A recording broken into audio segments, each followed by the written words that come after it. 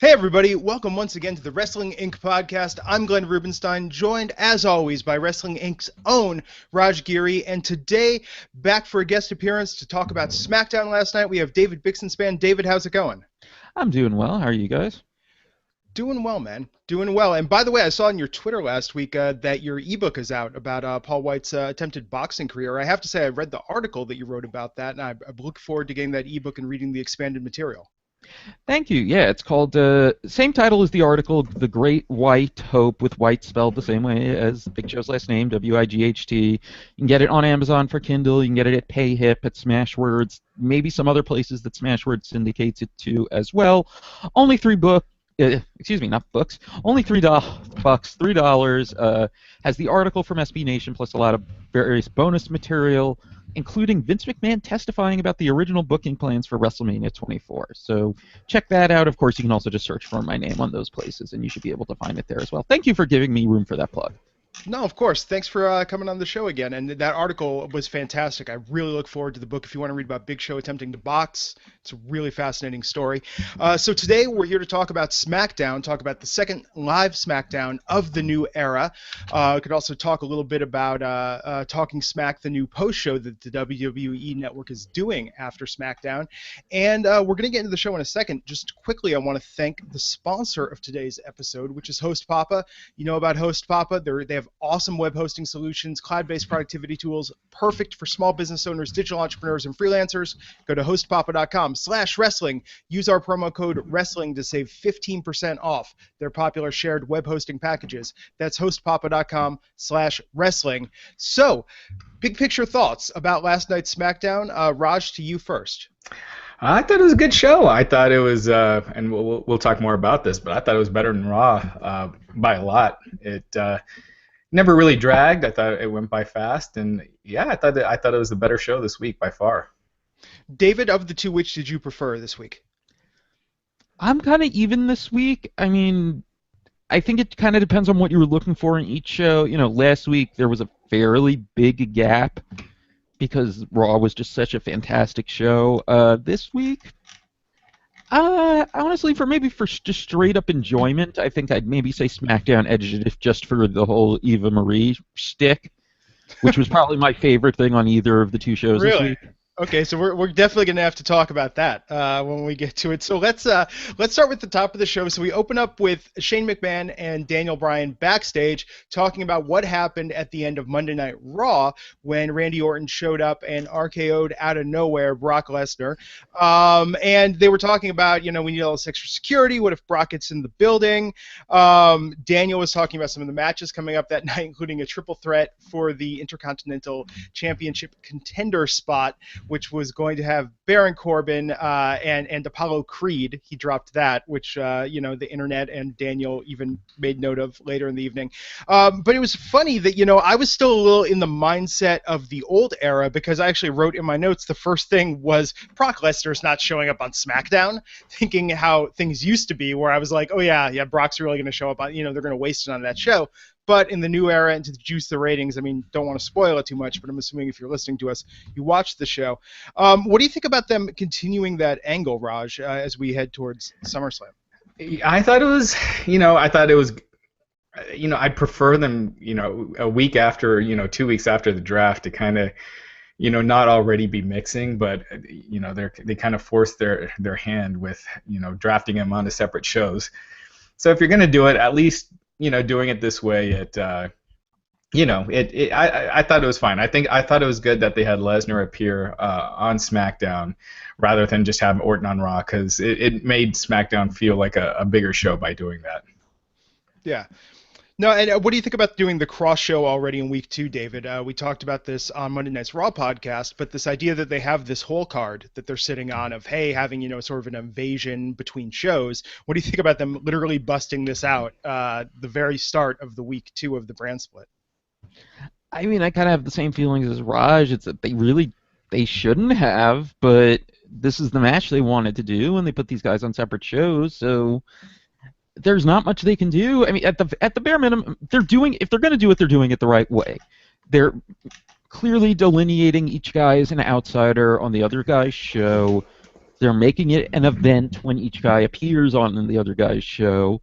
If you're going to do it, this is the way to do it. The issue is that they shouldn't be doing it, but if they're going to do it, they're doing it the right way. So I'm at least satisfied with the execution, if not the actual planning. Yeah. Yeah, at least it's not, already some random Raw guy working on SmackDown, which they would do in the past, which kind of started the downfall of the brand extension. So, hopefully after SummerSlam they keep them completely separate. But for what it was, I thought it was fine. Yeah, so the show started with that, and also The Miz made a little appearance in the opening segment, talking about his dismay that he was not hoisted up on the shoulders of the locker room in tribute, and it caused me to have this epiphany. Tell me if you guys agree with this.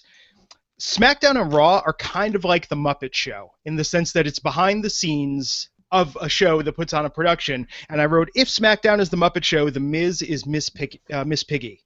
Essentially, in the role of sort of the diva who is, offended that he's not getting all the attention that he feels he's being outshined by Dean Ambrose. So speaking of that, we went from you can't just bring that up and then drop it.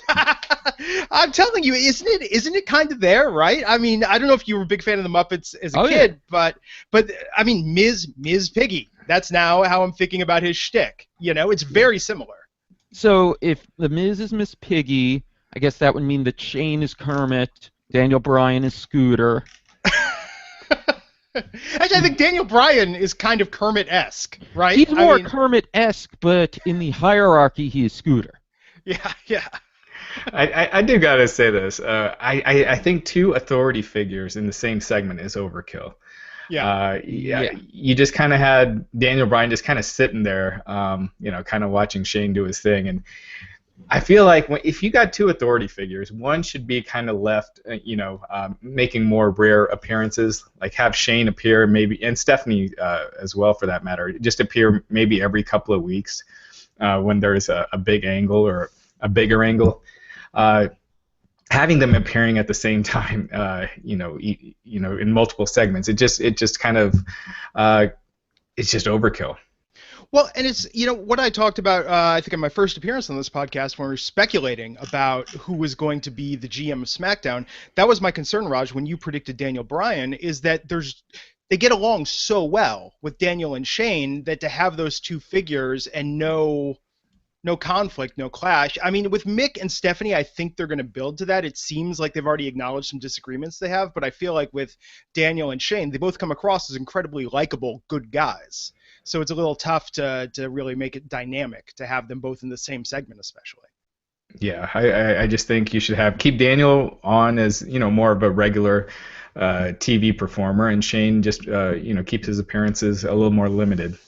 Yeah. Well, also, another reason you want to do that, well, actually, in my head, I was about to say, because Shane has clearly not been good with delivering promos live lately and remembering his lines, but then I thought of how Bryan did last night, which, not just Apollo Creed, he also broke out at WWF. Yeah. He seemed a little just scattered and flustered at times. Even into his appearance on Talking Smack after. He just seemed like he was trying to remember too much, I was surprised. Go ahead. I thought his appearance on Talking Smack was a lot better, though. I thought he, just because you could tell he was more off the cuff, being able to speak freely as opposed to the scripted environment. You can almost tell when Bryan, is saying something that's scripted. He just doesn't feel like, he's saying it, but he doesn't feel it all the time. Whereas, on Talking Smack, he was getting into it and, making a lot of good points. Yeah, no, and I thought Talking Smack was actually really, really well done. I enjoyed that, and we could talk about our thoughts later on the show about that. So post-credits, we open to a Dolph Ziggler, Dean Ambrose segment. And, what did you think about this angle? David, I'll go to you first. That we have Dean now as sort of the cocky champ. Dolph is intense, but it seemed towards the end we almost had, the emergence of Mean Dean. In this idea that, he's got this edge now that he's champ, and maybe it's going to his head a little bit. I mean, what do you think about that angle, David? I think it was a little too out of nowhere. I don't think they really did anything to set that up. It's not in line with the character as he's been established the last few years, and I don't know if we should or shouldn't expect higher standards from WWE, but I think they needed to find a way to set that up, and they didn't really. I mean, I'm trying to think exactly what they could have done, but I mean, it's wrestling. There are a zillion ways you could get into it. I think it's a little too out of nowhere, but I get why they did it, because otherwise, I don't see him and Ziggler in a talking segment meshing very well. Yeah. I actually really like this segment. Again, my criticism with Ziggler being in this spot is I'd rather they build a contender before he becomes a contender and then build further, as opposed to you throw him in the title match and then start building him. But I thought Ziggler did, well. I thought Dean just seemed like a bigger star next to Ziggler, and I felt like, since Ambrose won the title, he just hasn't felt like the top guy just because of how he'd been booked before. And I felt like, being put in with Seth Rollins and Roman, he just didn't seem at the main event level yet because he's been put in guys who've been booked better. And here with Ziggler, he seemed more like a big star, and I think this might help Ambrose. Obviously it's going to help Ziggler some. WWE's history with pushing Ziggler, they push him for a month or so, and then he's back down. But Ambrose definitely felt like he felt like a bigger star coming out of this. Well, what was funny is, and again, I mean, not to keep referencing Talking Smack, but it speaks to what they did with that show, that they used it to further develop this storyline, because I thought Dolph's interview on Talking Smack really built some great character motivation. He touched upon a lot of the stuff we discussed on last week's podcast about where he's at in his career. This is his chance for one big go to show that he can do it and really, make something of his run here. But yeah, I thought, I agree with David that I just thought it was a little out of nowhere, that it's like Dean was this likable, unhinged, guy that just sort of flew by the seat of his pants and, was having fun with it. And I thought in going with Seth and Roman, they really had his character well, as far as like any grudge that he had about the past. But yeah, it was just strange to see him sort of burying Dolph in that opening segment, that Dolph lacks all these qualities. Although I really did enjoy Dolph's Spirit Squad reference in terms of talking about who had it harder coming up and having to make their way in the WWE. So that segment, after Dean left the ring, we had, lights go out, Bray Wyatt shows up. What did you think about Bray cutting that promo solo and just out there sort of unaccompanied, Raj? I liked it because Bray, he's a guy you could easily see them putting him in the SummerSlam main event. And so the good thing I liked about what he said is that you could very well see them changing their mind on Ziggler and going with Wyatt. So I thought it created some suspense as opposed to it being an automatic given that Ziggler was winning tonight. Yeah, so I thought it was a good way to build up the match tonight, and I think it probably left a lot of fans guessing.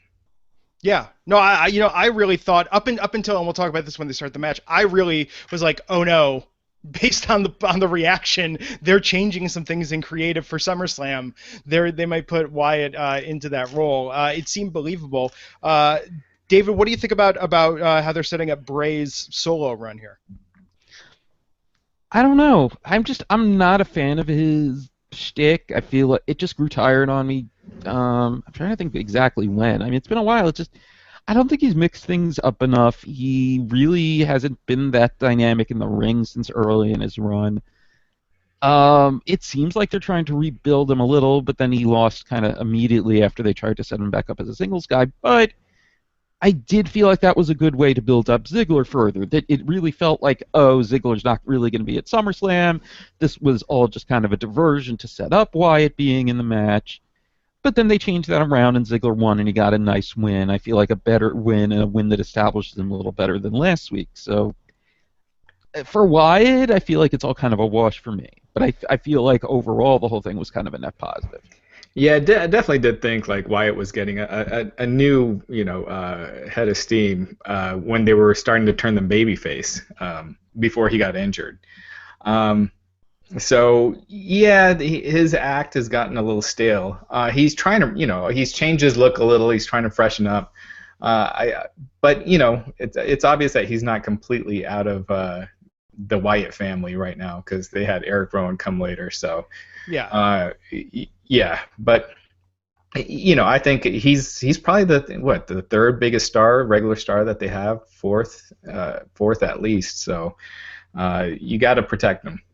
Well, it's interesting. I think, him as a solo wrestler, and I talked about last week, I really liked the new look that they, had him, or the alternate look that they had him with on the first SmackDown Live. But last night when he was out there doing that promo, it really came across to me that Bray Wyatt without the Wyatt family really lacks some of that charisma and authority, because him having followers makes him seem more dangerous. It's almost this idea that, without the Wyatt family, he's just like a chunky dude with a messiah complex, kind of like how Charles Manson without the Manson family, it's just a crazy dude who rambles a lot. It's the idea that they have followers that listen to that rambling that really gives it some, a greater weight to it. But I like, I don't know, I would like to see them do something different with Bray. So I thought that was why it was a little interesting. That seemed like it was going a step backwards. So we went from that to the first actual wrestling of the night, which was a triple threat match for the number one contender spot for the Intercontinental title to face The Miz at SummerSlam. We had Kalisto, we had Baron Corbin, and Apollo Crews wrestling this match, of course, with The Miz and Maurice on commentary. Raj, what did you think of the outcome of this, with Apollo Crews being set up as the number one contender? I think, I think the Intercontinental title doesn't mean much right now, so if the idea is to keep it on Miz, I think it was the right call. Just Apollo Crews, man, he needs to change his gimmick a little. The SmackDown Fallout promo of him after winning the match, he just sounds like a high school kid that did well on his SATs, as opposed to a dangerous threat going after a title. So it is what it is. I think it was fine. This match is filler for the pay-per-view, so it didn't bother me. Yeah, David? I mean, I think he's the best option of the three guys who were in the match as far as yeah, the absolutely. opponent for Miz at SummerSlam, but Raj is right. As far as a personality, there's really no there. Yeah. For Crews right now.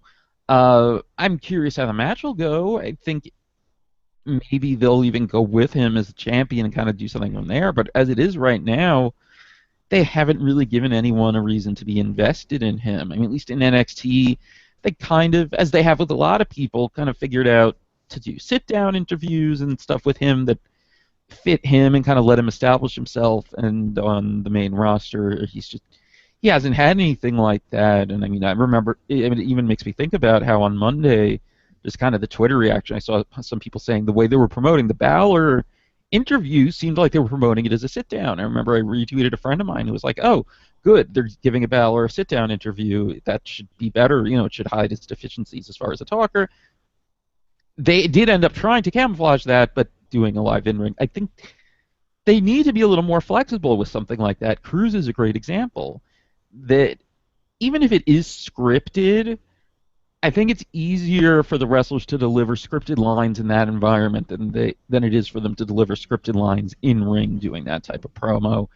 And it seems like they need more options to be able to flesh out these guys like Apollo Crews.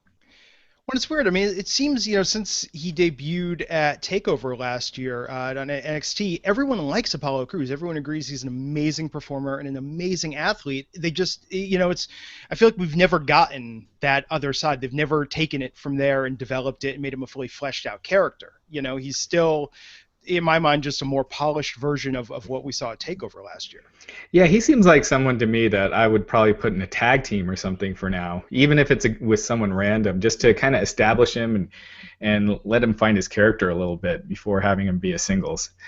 But, he's great in the ring. I think the match will be good, but he really needs to work on his character.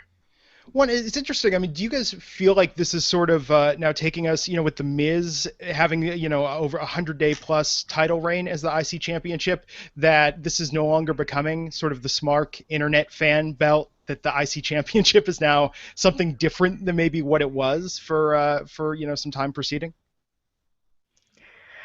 Yeah, the problem with when you have it on The Miz, I think The Miz is very entertaining. I don't get bored when he's out there. But he's not a main event guy, and even when he was a main event guy, he wasn't really a main event guy. He was the foil to the main event guy. So, as long as he's champ, it's still going to be a secondary belt. Again, it's Rusev, with the U.S. title, he's been defending it against Zack Ryder and Titus O'Neil. And now that Roman's in the picture, it's going to seem like a much bigger deal. It all depends on now. It's the guys that make the belt as opposed to the other way around. Yeah. But it's okay to have a secondary belt. I mean, Sure. Especially right now, SmackDown has a main title. It's okay to have a secondary belt. Absolutely, but in the past, the secondary belt was usually used to build a guy to get to that next level. Sure. No, as absolutely. opposed to just kind of staying at that secondary realm. Right. I mean, at least they've gotten past the point where if you got one of the secondary titles, you were just losing all the time. Yeah, that's true. Yeah, I mean, so they followed this up with what was perhaps the most controversial match of the night. We then went to Becky Lynch versus Eva Marie, where I mean, I don't know if you guys were paying attention after that match was announced in the lead up to it starting, but on Reddit, on comments I was seeing, everyone was like, "Oh no, oh my God, they're going to make Becky job to Eva." Like, I mean, a lot of fear. And then they did, a very elaborate set piece. I guess it was a comedy piece. David, I know you mentioned earlier that you really liked it, but this idea that Becky makes her entrance, Eva makes her new, very long entrance, then gets into the ring and she pulled something, she can't wrestle. The match ends. That, I mean, it was, in my mind, it was a big setup without a really effective punchline. But David, since you really enjoyed that, I mean, walk me through sort of like why you thought that was such an effective segment. The fan base, generally speaking, I mean, maybe, I'm sure there are some people who know her from Total Divas and are not, work rate geeks or whatever, who like her as a personality or whatever. But generally, it seems like the fan base, especially people who watch NXT, but also a lot of who just follow the main roster, think of her as this just untalented person who didn't earn anything. And they're running with that more on the main roster, too, kind of going with what they did on NXT, but taking it even further. And they're just kind of making her a heel. And I love that they're just building it up with this whole thing where I'm sure what happened last night is going to happen over and over in some form for the next several weeks, to the point where you're going to want to see someone beat her up without her even working a match. And I mean, she's just a real heel. And I really like that she's just this, I guess I'll use the word chicken crap since I don't remember what our standards for swearing on this show are. Heel, and I loved, like, it fits her, and it's like, even like just the whole thing right now, the overwrought entrance, it's perfect for her, and they're doing a great job working around the fact that they want to make her a star, but they're very aware that she has some severe limitations, and I really like this, and I feel like she's, as a personality, she's kind of, this is what she's able to be good at kind of being this fake person. I mean, it seems like in real life she's not like that, but it's the way people perceive her because of her getting this spot without really being able to wrestle well or anything like that, and being, one of the, model recruits and that whole thing. So I think this is, if you're going to have her on the main roster, I think this is the best use you can have for her, at least for now. And then, maybe, I think SummerSlam would be too soon, but maybe, which is the September SmackDown pay-per-view? Backlash. By Backlash, you have Becky beat her up, or have Becky slip on a banana peel somehow, for Eva to get the win, and you get even more heat on her. You have a heel with actual heat. Amazing. In 2016. Yeah, I loved it too. I thought it was great. It plays off the fan. We were talking about this on Monday. I hate when you start a feud with the match, and then you have a clean finish, and that's your feud. The match should be where you get to, not necessarily where you finish. It could be a middle point of the feud or whatever. But to start it with a match and then have someone go over clean, and then that's how you started a feud. I hate that.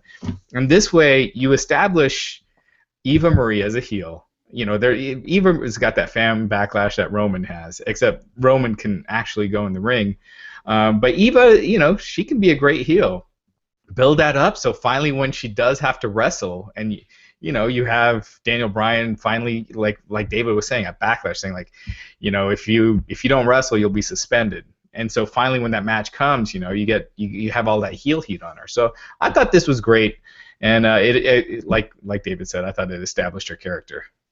See, I think if they just would have made the crux of the bit a little more apparent rather than, I mean, there was nothing that looked iffy about her entrance into the ring. Just to have her pull like I pulled something. That's, to me, was the thing, is it just seemed like, was there something I missed? Did I not catch something? I felt like there should have been something as a payoff. But I think that was good. You start off subtle, and then week after week you get more and more, so you have fans wondering, is this, because you don't need to make it so over the top right at the start. If this is something you're going to be doing over several weeks, or even who knows how long, you start off subtle and then you make it more and more apparent.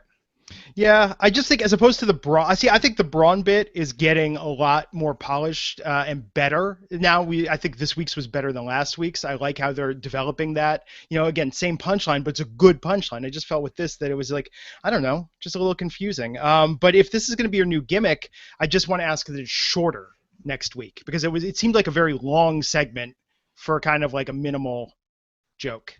It was long, but I never got bored. Really? Yeah, I thought I like her new entrance. I like Eva's new entrance. I gotta say, I love that voiceover. I love the way it's that hilarious. They did that. With fake Gary Owens or whoever that is. Yeah. Yeah. That's interesting. Okay, so controversial angle with Eva Marie. Who would have thought? Controversial to you, not to us. I think other people on the internet. Yeah, there was. Yeah, but look, she's going to be more hated, because so many people hate her from NXT, right? Not necessarily. The casuals don't know her that well, so this is the way to get everyone on the same page. Well, I'll ask you guys this, because if someone knows her from Total Divas, over the course of the show, not at first, but over the course of the show, she has become a fairly sympathetic, likable part of the cast. I mean, I think you could even make an argument that they fleshed her out better than some of the other people on Total Divas. I mean, do you think to that audience, like if they played up her backstory and overcoming addiction and all that type of things, do you think if they actually tried to present the real person, that they could actually make her as a babyface if they kind of really ran with her real backstory, or not really, because she's still so, I wouldn't say she's inept in the ring, she's just not good yet. I think you could do that for a lot of people. I think they should do that but I wouldn't do that for her. She's going to get that heel heat anyway, so just go with it. Something like what you said, I thought a great idea for SummerSlam and building the Sasha Banks Charlotte match before they did the title change would be to really showcase how big a fan Sasha Banks was growing up, and just makes her even more relatable to the people that don't know that. Like, they'll mention on commentary that she loved Eddie Guerrero, but I don't think it really comes true, like how big a fan she was. And putting that over, and then you put over, Charlotte being given everything. And I'm not saying that she was and that she didn't work hard. I'm just saying this is the story you could have built. And then Sasha, being Flair's daughter and growing up rich and being able to get into wrestling whenever she wanted. And you had those parallels. I think having more of that real life stuff, and same with Apollo Crews, if they went more into his backstory, I think it would help these guys out tremendously. But the difference is, I'm sorry, David. So what were you gonna say? They need to utilize their whole production to do. I mean, you're right, because it's much more. It sticks with you much more if you see. I mean, I'm gonna throw out an example of something we've already seen, like the AJ Lee Lita video, just to give an example from the past, which I don't think they ever aired on TV. But still, anything like that, or childhood photos of, dressing like a wrestler, whatever, it's something like that sticks with you more than just saying over and over, oh, she's a big fan of Eddie Guerrero, tribute to Eddie Guerrero, blah, blah, blah, blah, blah. If you've got to utilize stuff like that if you're trying to get something like that across, it works much better to actually see it than just hear it over and over and over, especially since we generally haven't been given a reason to trust most of the current announcers. They don't really have any trust with the audience. I guess Moro to a point, because he's not necessarily seen as like a WWE mouthpiece, but otherwise, I mean, they just don't. It's not like the past where the wrestling announcer was this person that you had to have this trust in because he was the main salesman. They haven't done a good job with that with the modern crew. But the difference with this angle you guys are talking about in terms of fleshing out the character and making them, sympathetic, giving almost them, making them in this vehicle for audience sort of wish fulfillment, and this idea that it's them accomplishing their dreams, is that in the case of, Bayley, of Sasha, of even Apollo, once they get in the ring, they can really deliver. And I think with Eva Marie, you could tell me she overcame all the adversity in the world, but if she can't sure. put on an amazing match, there's nothing there. It's like there's no payoff. Yeah, I think Raj was just saying in a more general sense that they need to do it more. Yeah. Yeah, but I think it would actually backfire with Eva Marie if they tried that angle and then had it be her. Like I said, yeah, I wouldn't do it with Eva, but I think there's a lot of people it would help. Like what David was saying, and I'll do it quickly because I know we're getting stuck on the beginning of the show. But I think so many people out there believe that everything they see on wrestling, the people that don't follow it on the internet, that everything is fake. So when they hear the announcers talking about her being an Eddie Guerrero fan, they probably just assume that he's just BSing. But if you have her talking about being this fan and showing pictures from her childhood, and that she went to that Eddie Guerrero tribute show not knowing that he had passed away, and those stories really would connect. And I wish it's so easy to tell because it's true, but they feel like they have to be over creative, I guess. Yeah, I don't think anyone over the age of maybe 10 marks out for what the announcers say, with Corey Graves, like, I spoke to so-and-so earlier today, and they were amped up about, it's kind of like, okay, it's like just so sort of generic platitudes, the trust there. So they went from there to a backstage segment. We saw the debut of the Talking Smack set. Carmella being interviewed by Renee. Natalya interrupted the promo. My one quick note on that is I thought Carmella, we really saw a real character moment, and I thought she did very well. I thought she made Natalya look very wooden. That led up to their match being announced later in the night.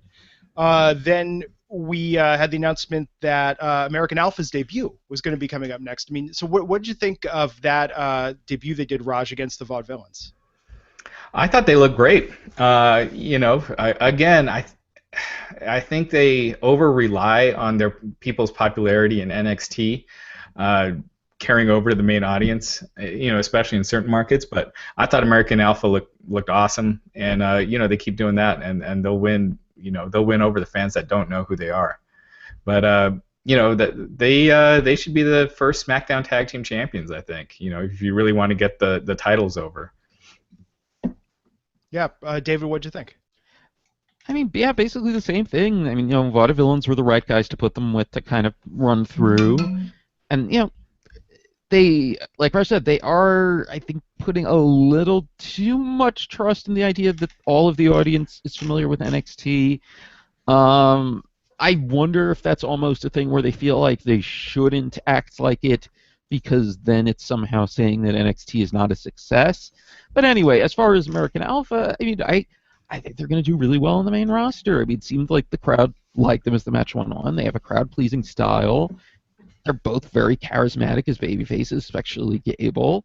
I don't see any way where they're not a successful actor on the main roster, unless they just totally got torpedoed by booking. But even then, the way that Gable is such a charismatic, I was going to say underdog, but in his selling and everything, and Jordan's comebacks and hot tags and all that, I don't see any way that they should have any kind of problems on the main roster. I mean, they're not like tailor-made for the main roster the way that Enzo and Cass were. You know what I mean? That it was always like, oh, this act is going to be perfect for the main roster, but they're going to do very well, I think. Yeah, no, I thought it was a good match. It, barely scratched the surface of all that they're capable of. I think they're amazing of putting on, they're amazing at putting on these great technical matches. But I think that to give the audience a taste, this was very good.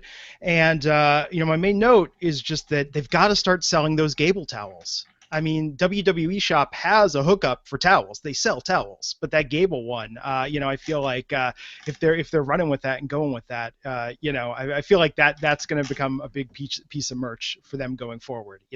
As they get more and more over with this crowd.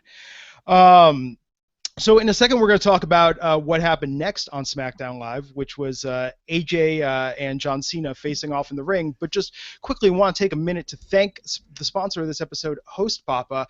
You know, you've heard us talk about hosting a website, all the challenges you face, whether it's a fan site, your business, whether you just want your own online presence on the web. And the most important thing isn't about who's going to provide stuff for you when things go right. It's about who's going to be there when things go wrong. If your site goes down, if it gets hacked, if you screw something up in putting your site together, Host Papa has complete turnkey solutions that make it easy and greatly reduce the probability of something going wrong. And if you need help, if you get stuck, they're going to be there for you with 24-hour a day, 7 days a week, 365 days a year, full-on support in 4 different languages. And if you need extra help, they'll even give you a free dedicated 30-minute one-on-one training session with one of their experts. No other web host does that. Host Papa has got your back. Shared hosting accounts start as low as $3.95 per month, and they'll even throw in a domain name for free, and you've got no risk because Host Papa offers an unconditional 30-day money-back guarantee. Even if you have a site hosted elsewhere, they'll help you migrate it over for free. Visit hostpapa.com/wrestling to check out what our friends at Host Papa have to offer, and because they're fans of this podcast, they're offering our listeners an exclusive 15% off new shared hosting accounts. Just enter our code WRESTLING at checkout for a 15% discount. That's hostpapa.com/wrestling. Use the code wrestling to save 15% off powerful, reliable, and secure web hosting for small business owners. Thanks to Host Papa for sponsoring this show. So, after Alpha's debut, we came to AJ Styles had a message for John Cena. I saw a lot of people I know that follow wrestling talking about this segment on Facebook. What did you think, Raj, to you first about with AJ them going this heel angle and the way Cena came across in this promo? I had mixed feelings on it. I think AJ's gotten so much better on his promos. Like, he can deliver a main event promo, I think. But he just seemed a little too over the top. Like, he was trying too hard. And I thought John Cena just kind of just steamrolled him, but more based on his delivery than the context. I mean, I really at some point you don't really know what they're arguing about. It's like, what you guys are talking about, is that really a reason for you guys to hate each other? Like, what's the point of what's the main issue? It's just like, you're still here. I don't know. It just doesn't seem like a reason to be that upset. But I thought AJ's shot at Dixie was kind of funny, or at TNA. I've liked their promos in the past. I thought this was kind of corny, but again, this was something I didn't think was bad. I wasn't bored. I was entertained, and it still felt like it was setting up a big match. So yeah, overall, I thought it was fine. No, and you're right, Raj. I mean, as far as reasons to start a feud, I mean, this is not like one cost the other one an audition at an overseas shampoo commercial or anything. I mean, this is frivolous by comparison. So, David, what did you think about AJ just going, full heel and digging in with this? I thought he did fine.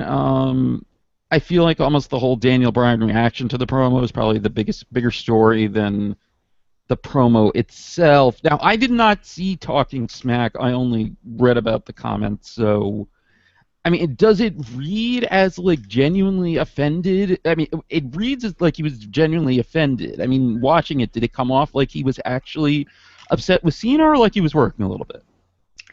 Well, I think it was both. I think, John Cena is practically his brother-in-law, so I know he knows what Cena means, and he knows these promos are scripted. So, but I could see, obviously, I mean, that came to mind when he was doing that promo to me, was that, well, yeah, you're not going to work anywhere else, but someone else has to. They got to support their family.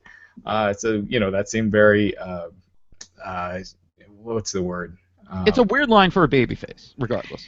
Yeah, just higher, holier than thou, higher, but you've got all this wealth and fame, and AJ doesn't. Those lines almost made AJ the babyface, in my opinion. But yeah, so I thought Daniel Bryan was speaking truly on the lines, but I know he was working as far as it being directed to Cena. I thought with AJ going heel the way he did, talking about how stupid, Nashville was, talking about the kids, that's where it got a little awkward for me. It reminded me of the Bret Hart Hates America angle, where it just seemed like kind of like almost forced, in trying to get some of that heat and going as extreme as he did with it. And I don't think that suits AJ. I think the way AJ was before, sort of talking about his resentment of Cena and how he sees him, to me, that just seemed like a bit of an over-the-top moment. But I have to say what stood out for me, I mean, Cena, now his promo took a while to get there, but once it did, I mean, I had a mark-out moment during that where I was like, this guy should be the permanent champion. Let's make up a belt that he always has, because he just came across as a great standard bearer for the company. When Cena was talking about why he does it and why he's going to stay, I thought that was compelling, and for me, that's part of why, as I've said before, I unironically love John Cena when he does stuff like that. Yeah, he's going to be, eating, what's that saying? He's going to be wiping a lot of egg off his face if he is going to eventually leave the company soon, with how busy his schedule is getting, with these years and years of talking about how he'll never leave. But yeah, I mean, I just think Styles wanted to say that, if he was simply said Cena's holding up the top spot and he's got one foot out the door and I'm going to shove you out, just something like that, I think would have just simplified it and made it a lot more believable. Yeah, as opposed to I hate the fact that kids like you. Yeah, yeah. That was kind of weird, you know. So we went from that to, okay, so I have to say, I mean, this isn't just me sort of trolling or making snarky comments, but we went to what my favorite segment of the night was, which was picking up on a one-off joke almost from Battleground. We had Fandango versus Randy Orton there to avenge his honor after Randy was trying to dig at Jericho for wrestling Fandango. What was that, back at WrestleMania 31 when Jericho came back? And I love that they actually went through and did this, and I love that they let the match happen. So spoiler, Brock did show up. Obviously, I was wrong. They did put him in the new era of SmackDown Live. But I love that they let that match go on with Tyler Breeze involved in everything. I mean, do you feel like, Raj, that elevates Breezango, or that was bringing down Orton, or this was just sort of like a gimmick aside?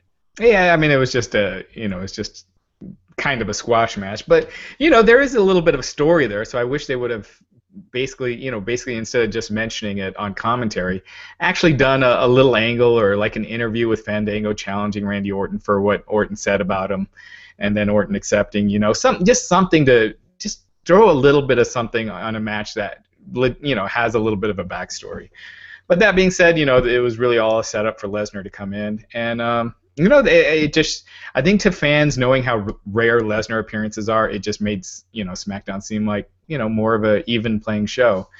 So I thought that was good, because Lesnar appearances aren't cheap, and so they're using one for an unannounced attack. So I thought that was cool.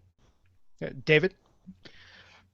Pretty much the same thing. I mean, as far as that, they could have set it up a little bit more as opposed to just bringing it up on commentary. I mean, the thing with that also is that Fandango is kind of the right type of character to do a promo about how offended he was that Orton made that joke. You know what I mean? It's like, that's perfect for him. So they really missed an opportunity to do like an inset, which they've been doing a lot more of those inset promos lately. It didn't, they didn't even have to take out any extra time in the show to do that. Yeah, just a backstage promo earlier in the show where Fandango goes up to Daniel Bryan saying how offended he was by Orton, and he wants to show him up, and then you announce the match. It's nothing overdone, because you don't need to overdo a Fandango, match, but at least it gives it a little bit more of a story, since there's one there anyway. Yeah. And otherwise, I mean, I don't know if you guys talked about this on Monday. Lesnar sure has gotten smaller in the last few weeks. No, I didn't notice, David. I wonder why. But didn't he look smaller at UFC 200 as well? As he far looks as just smaller than that. Yeah, but yeah. Well, there's been some controversy. He's not retired from UFC yet, so until he is, he's still subject to that policy. Yeah, you got to wonder if he even wants to deal with it now, because chances are he's going to get a suspension of some kind, and unless he can really explain that, it could be 2 years. And to be, subject to random drug testing over that 2 years, it's, who knows? I mean, he could even be subject to more than 2 years because of the mitigating circumstances of failing more than once, too. Because I believe the way USADA's policy with the UFC is that under certain circumstances, and I think this could be one of them, it could be as long as 4 years. No, I think they said that this would count as one infraction. Oh, because it was the same substance. Yeah, and it was during the same testing, period, or it was for the same fight. Well, it was for the same fight, but I mean, it would always be for the same fight if it was a single violation. No, but there is precedent. Like Anderson Silva, his was for But that wasn't USADA though. Right, but with this, they've said that this would count as his first. It wouldn't count as two separate. Well, no, I'm not saying it would count as two separate violations. I'm saying that they've said that single violations with extenuating circumstances could be 4 years. Yeah, we'll have to. I doubt they would, just because it is the same substance. No, my gut is that they won't, but they theoretically could. Yeah, but they won't.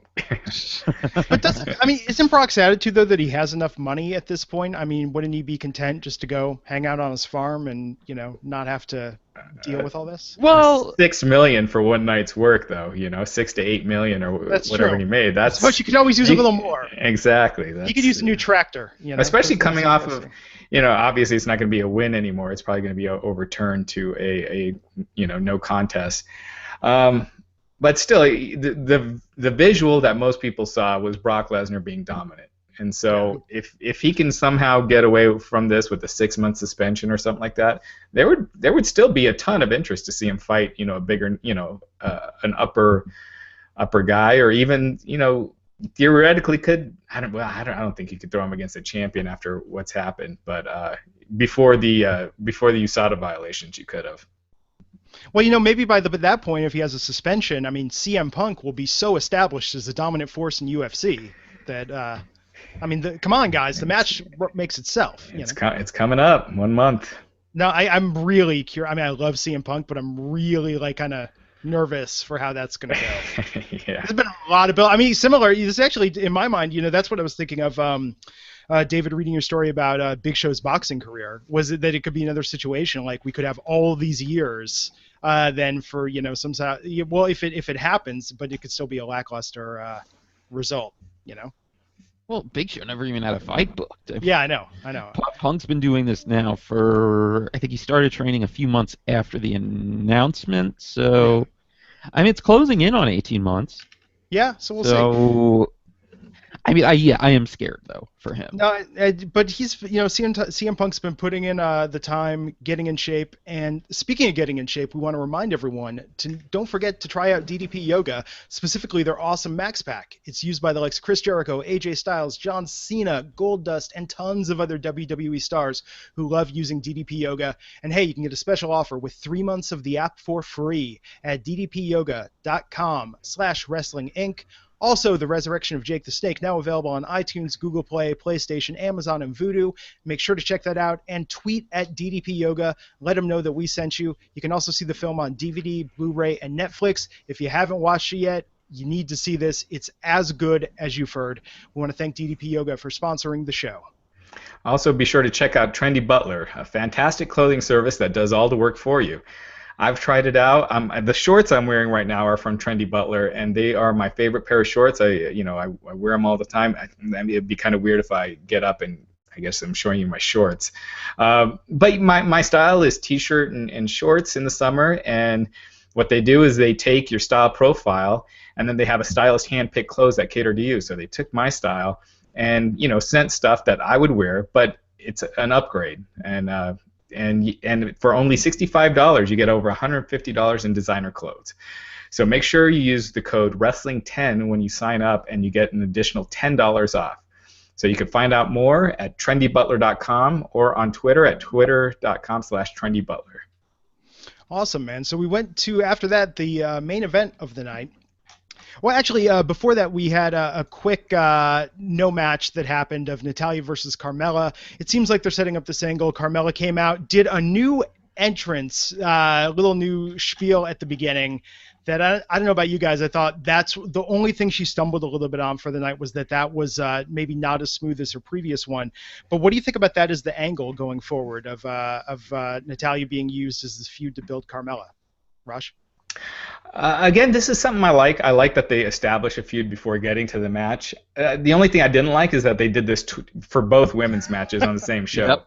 You know, I would have rather they have Natalya beat someone this week, or you know, and then destroy Carmella or something like that. I'm glad that they didn't do the match right off the bat, but just at least throw one women's match, whether it's a squash or whatever, just to, you know, just so you're not doing kind of the same thing twice. David? I mean, I like that these two were working together, and honestly, if Eva Marie and Becky Lynch have matches for the same reason, because those two are fairly green. Becky and Natalya are the polished veterans of the women's roster, so it's good that they're working together. But yeah, this was a little repetitive to do the two non-matches in this shallow SmackDown women's division on the same show.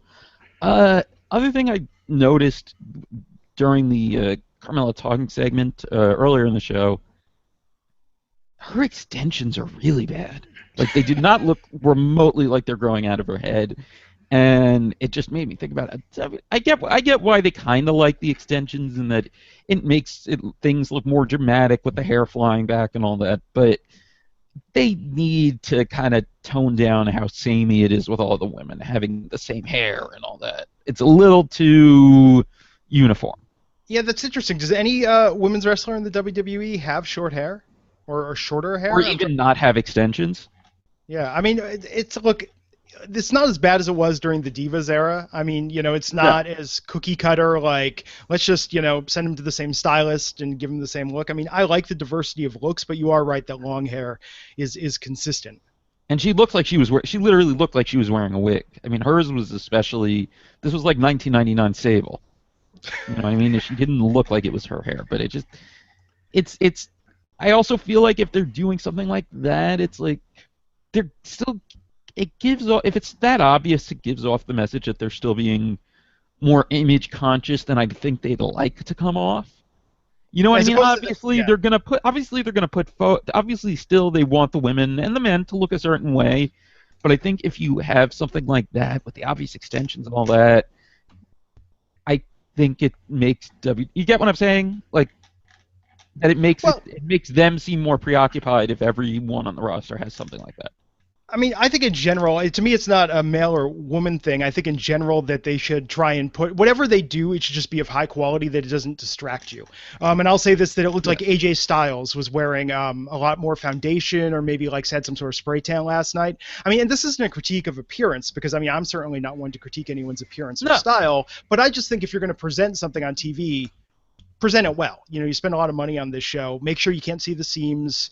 You know, do the best job possible. But that's interesting. I didn't notice that about Carmella's hair. I thought her character, though, I like that she's evolving away from just being, you know, sort of this the sidekick to Enzo and Cass. And I'm curious to see where the feud goes from there. And she's got a different, unique personality, which I think will really help her out. Although I get they're trying to establish her, but they need to pretty quickly get her past the point where she's saying, "Well, I'm from New York," in every single promo. Hey, that's a gimmick, man. Like, what's their character? Well, she's from New York. I mean, we talked about this Monday with Nia Jax. Her promos are her literally just quoting the lyrics to her theme song, as you know, as far as the depth of character. So hey, being from New York, that's one. She's from New York and she's fabulous. We have 2 points right there that establish who Carmella is. But no, I really like her, and I dig the moonwalking thing. I'm glad that they're going all in on that. So after that, we had the main event of the night. We had Dolph putting his #1 contendership on the line in a match against Bray Wyatt. My note with this, and I saw other people commenting online about this as well, is I felt like they really telegraphed the ending by announcing at the start of the match that Dolph was going to be on SportsCenter the next night. Because it said to me kind of like, well, they're not going to have the guy lose if he's booked on SportsCenter the following evening. I mean, if I were them, I almost would have put that into the angle and said, like, the winner of this match is going to be on SportsCenter. Yeah, they've done that before. Like when Roman won the title, before he won the title, you know, on Raw against Sheamus, they did the same thing. We're like, oh, by the way, and Roman's going to be on ESPN tomorrow. I was like, well. I don't get why they can't. Right, I don't get why they can't just say the winner. Yeah. When's the last time someone went on the Today Show or ESPN to talk about their loss from the night before? When's that ever happened? Yeah. So it was an interesting match. I actually thought that Dolph and Bray put on a pretty good match. We saw the removing of the padding on the turnbuckle for the first time in a while, which I thought was interesting. And but the one thing that really stuck out to me was that Dean was on commentary for this match, and I thought that contrasted with the opening segment where Dean was burying Dolph and talking about all these things he lacked, that Dean did a complete 180 and was putting Dolph over so hard on commentary, talking about his heart, his unpredictability, and that he can reach down deep. I mean, to me, it was almost distracting to the match to see that Dean just did a complete character switch between the start and the end of the show. Well, I think there's a pretty simple explanation for that. I mean, I'm just guessing, but I would think that the opening promo was scripted, the commentary was him going off the cuff, and he's just not immersed in this sudden character change. Yeah. Raj, what'd you think of that? Well, overall, I thought the match itself was good. Like I said, there was always that suspense that they could have Wyatt beating him. It wasn't out of the realm of possibility. I just thought Bray kind of went down a little too easy for being a top guy on SmackDown. Just a bump into the corner and a super kick. But Eric Rowan coming out at the end, I guess that's good for Rowan. I don't know if that's necessarily good for Bray. Yeah, he can't have one follower. This idea, although did they draft another one as well? No, they didn't draft Luke Harper, so yeah, he could come back and join them, and then you have Braun Strowman just doing his own thing on Raw. Yeah, it would be kind of weird just to have Bray Wyatt and his monkey boy Eric Rowan, although I probably should never call someone that big a monkey boy. I think that was an interesting turn. So Dolph wins the match. Eric Rowan comes out and ambushes Dolph after, but you're right. Before the SportsCenter announcement, and even after that, there was so little suspense to me where I thought they made it really believable that Bray could win this, and go to SummerSlam. And then part of me was even thinking they could do this in the weeks leading up to where it's like it's going to keep changing. Maybe that was the angle they're going. But if Dolph's going to get into it with Bray now, I kind of like this idea that maybe we have this, this side feud. I'll be really curious if at SummerSlam they have Bray costing Dolph the championship. I think that would be an interesting angle to go. Yeah, or they just have Bray attack, Ambrose afterwards just to set that up. I think I'm guessing that Ziggler is a one-off. That is not meant to be a ongoing feud. But they need more top guys on SmackDown, so maybe it's just the beginning. Who knows? Yeah, I mean, I think especially with what Dean was saying, I think they're doing a credible job of reminding people what Dolph Ziggler has to offer. But yeah, I mean, I know we debated this last week going forward, but I think regardless of how you feel about Dolph, I think everyone can agree that to what Raj just said, SmackDown needs more big names and incredible people that they're going to tune in for. So all in all, I don't know about you guys, but for me, I felt like this episode of SmackDown Live started off a little slow with the opening segment, the triple threat, and the match between Becky and Eva. But I really liked the second half of the show, and I felt overall more satisfied than I did after last night's Week 2 Monday Night Raw. Raj, what's your final verdict on the episode?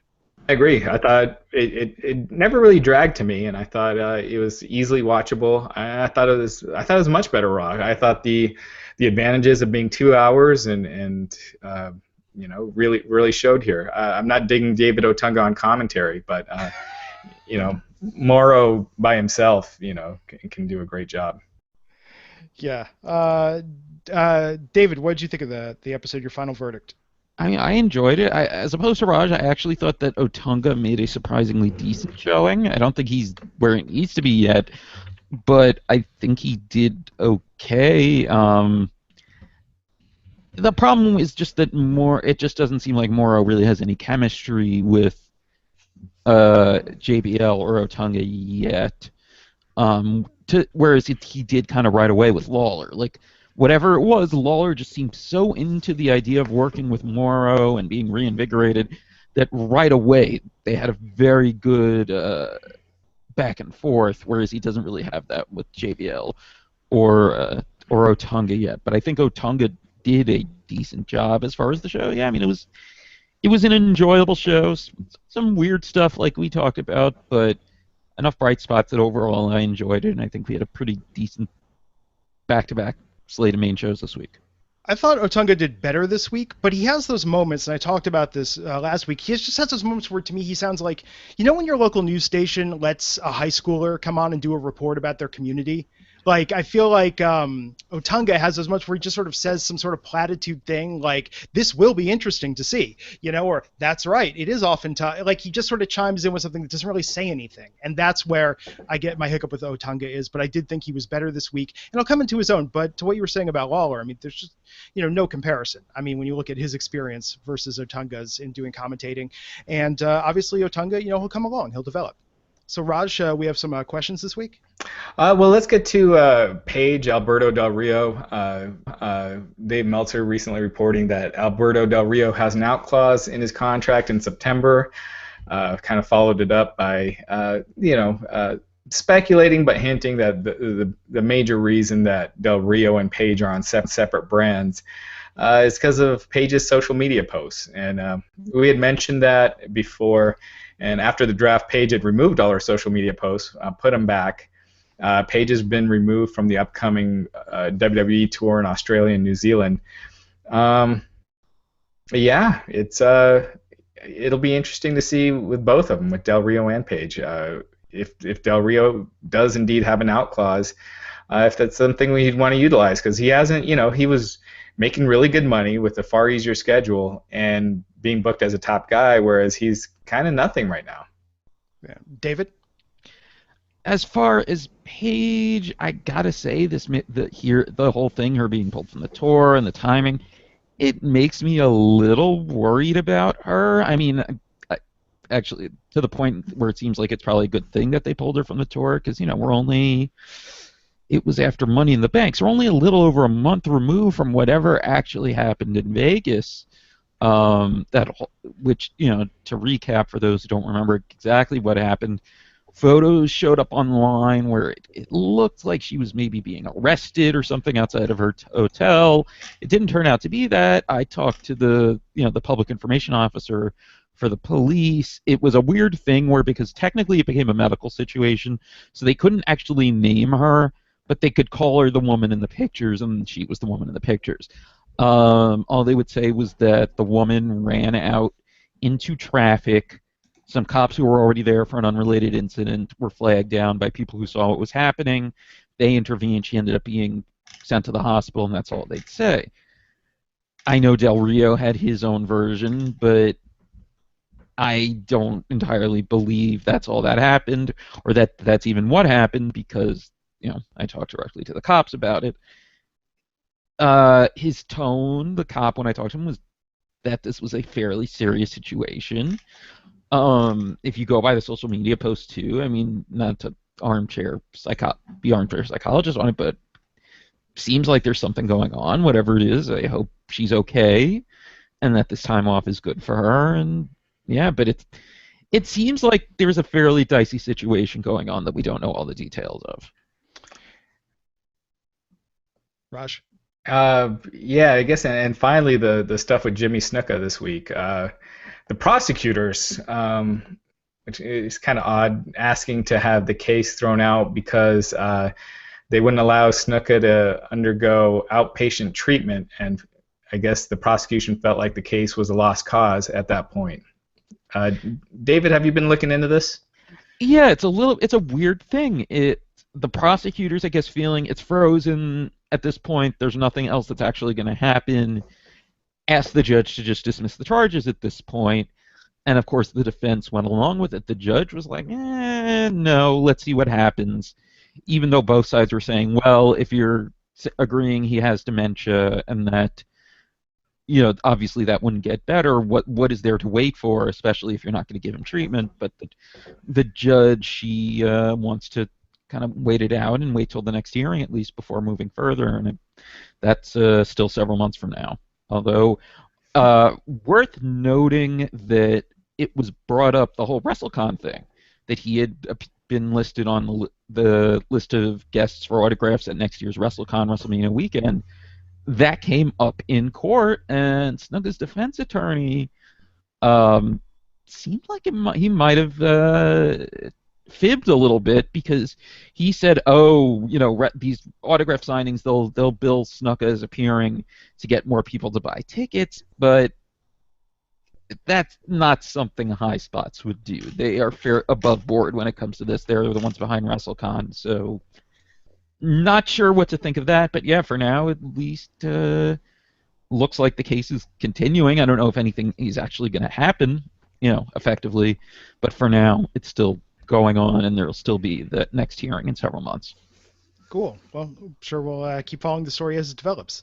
So thanks everyone again for joining us for another installment of the Wrestling Inc. podcast. This is our new time, Wednesdays at 12 noon Eastern, 9 a.m. Pacific, where we come and talk about SmackDown Live. And of course, Monday nights, Monday Night Raw recaps happening immediately after the show ends on the East Coast. So around 8 p.m.-ish West Coast time, 11 p.m. East Coast time.